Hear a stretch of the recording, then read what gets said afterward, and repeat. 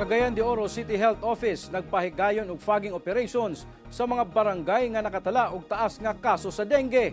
Ani ang dugang detalye. Biktima sa lamok nga dengue carrier ang mga anak nga lalaki sa magsilingan nga sila Mona ug Mel nga residente sa Soldiers Hill Subdivision sa barangay Bulwa sa Cagayan de Oro City.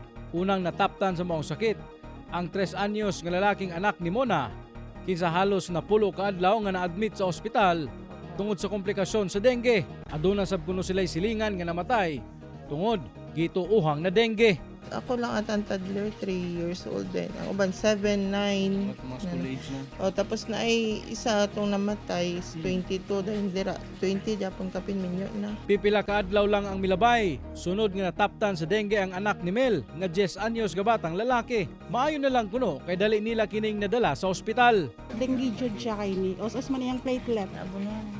Then abunuhan po siya og 4 ka bags nga platelet. Sumala pa nga naa sa 15 ka mga bata sa ilang lugar ang naigo og dengue. Hinungdan nga nagrekomenda na ang City Health Office sa Cagayan de Oro City og fogging operations sa mga lugar nga taas ang kaso sa dengue, lakip na sa Soldiers Hill sa barangay Bulwa.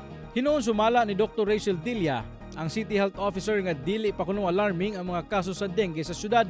Kani anaa lang kini sa 46 ka mga kaso kumpara sa 102 ka mga kaso sa milabay nga tuig sa susamang period.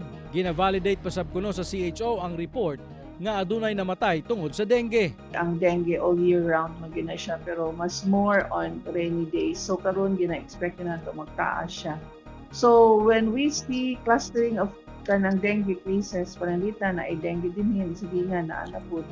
Maghimo na din ni ana og survey, larval survey, no, tan-aw na mo ang population sa lamok sa ana nga lugar. Sa karon padayon ang ilang pagpahigayon og larvae surveillance ug giaghat ang mga residente nga ipadayon ang 5S kontra dengue aron malikayan ang pagdaghan sa mga lamok nga mao'y nagdala sa sakit nga dengue. Kauban si Makoy Sempron, James Paulo Yap, 1 Mindanao.